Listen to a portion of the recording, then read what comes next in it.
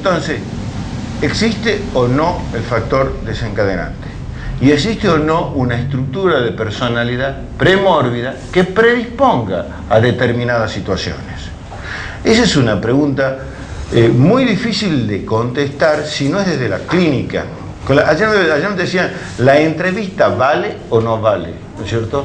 Es la clínica que nos está marcando, pero una clínica nos debe llevar también a solicitar todos estos antecedentes, ¿no es cierto?, del sujeto, de la historia de vida. E inclusive yo debo pedir, ¿por qué no?, un examen socioambiental a efectuar por el mismo gabinete de tribunales. En muchos casos yo lo he pedido como un método complementario de diagnóstico, un examen socioambiental con el cual me trajo datos el trabajador social de que la vida de ese aparente sujeto que está con una fobia o que está con una depresión en su comunidad es totalmente diferente a la que me quiere mostrar en el consultorio.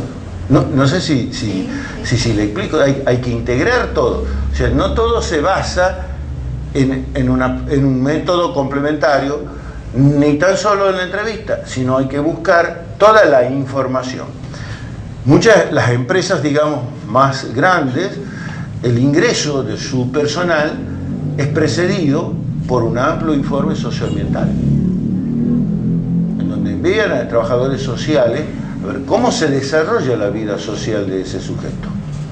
¿Entiende? Eso es no tan solo la prueba psicológica, que también la hacen, no tan solo la radiografía del ingreso, porque si yo diagnostico y tengo claro cuál es la estructura de personalidad y doy comunicación, ojo, que eso no signifique discriminación y el impedir, lo que no estamos acostumbrados es que si yo hago un diagnóstico de esa estructura, no significa que a ese sujeto no lo voy a emplear. Supongo. Si yo digo, tiene una estructura de personalidad obsesiva, ¿es bueno o malo? Y bueno, y malo. Todo si es un investigador, yo lo contrato. ¿O no? Pero si es un, yo te quiero hacer una investigación, pero claro, sí, pero claro, nuestras facetas histriónicas, nuestras facetas de la histeria. O sea, en muchas cosas, si ustedes están en un debate oral, van a hacer uso o no de esa faceta. Quisiera verlo más de uno de ustedes, inclusive yo en este momento, ¿qué tengo que hacer? Yo tengo que mantener la atención de ustedes, tratar de que ustedes se interesen. Son facetas histriónicas, son facetas, unos docentes que sea un TOC, y que se sienta acá, y se siente y lee, entonces bla bla bla, y todos ustedes duermen tranquilamente, todo así. ¿O no es así? La comunicación se hace no tan solo con la palabra, no tan solo es verbal, sino también es paraverbal. Entonces usted más se decodifica de lo paraverbal que de lo verbal. Entonces, diagnosticar una determinada estructura de personalidad no es ni bueno ni malo. Tampoco es cuestión de salir a buscar estructuras, a cazar gente. Eso es por el tema del estigma. Y eso significa, para quien hace recursos humanos, ubicar adecuadamente a un recurso humano.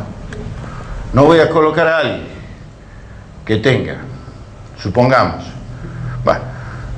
vamos a casos extremos, un antecedente. Yo he tenido que estar en juntas médicas de personal del tribunal, que he tenido que decir de que tenían que ya estaba tan deteriorado que mandarlo a una jubilación. Nosotros tenemos un artículo, que es el artículo 31, tenía antecedentes de haber sido padecido de abuso infantil, abuso sexual infantil, y lo habían mandado a defensorías de menores, donde todo lo que estaba viviendo era eso. Entonces, un deterioro tremendo. Entonces, yo, ¿qué tengo que decir? Que el factor desencadenante estaba muy claro, porque en su historia, aquí nadie se ocupó de esto, pero en la historia de vida surgía claramente este suceso, y estaba perfectamente documentado. O sea, ¿comprenden? O sea, esto, No es tan matemático como ver una tomografía o una radiografía donde uno coloca así, ve el grado de pinzamiento, efectúa la maniobra, ve el grado de la movilidad, lo lleva a una tabla y de acuerdo a eso sale. Pero también sí tiene su punto de vista científico. Si ustedes ven los baremos, ustedes ven que los trastornos pueden ser leves, moderados o graves. Entonces, y lo va calificando el grado 1, digamos, al 4, y grado 1, si un individuo dice que tiene tal patología, pero no le impide su vida social, no tiene incapacidad. Entonces, la medida en que va haciendo, que le va limitando, es a donde va adquiriendo la capacidad. Es un poco lo que se habla de la funcionalidad del síntoma. O sea, esta funcionalidad, lo que yo tengo, me impide o no funcionar en mi vida social. ¿Se acuerdan de la definición de ayer del tema de salud mental?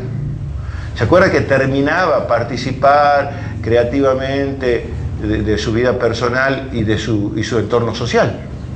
Creativamente. O sea, yo puedo tener muchos síntomas. Puedo tener síntomas, puedo tener insomnio, puedo tener angustia, ¿no es cierto? Puedo tener tristeza. Y yo diría, entra dentro de lo que es lo normal y lo anormal. Pero si yo puedo funcionar y yo puedo desarrollar una vida y adaptarme, es evidente que no tengo incapacidad. ¿Comprende? Entonces, la palabra está, el estrés, el hecho traumático, o sea, como trauma, como daño, como golpe, ¿existió o no existió? Sí, sí existió. Pero ¿de qué manera este sujeto tenía una estructura predisponente y hasta qué punto esto fue tan intenso como para desarrollar ¿qué? La enfermedad? ¿Y de qué manera esta enfermedad me afecta mi funcionalidad en lo social? Porque, ¿cómo le puedo decir? Yo puedo tener en este momento una depresión y puedo estar medicado, bien medicado, en terapia por esa depresión y puedo funcionar medianamente bien en lo social y estar sentado acá. E inclusive, por favor las colegas que me digan que no, que me estoy equivocando, e inclusive mi terapeuta me puede decir, usted tiene que ir a escuchar estos cursos. Me está refuncionando.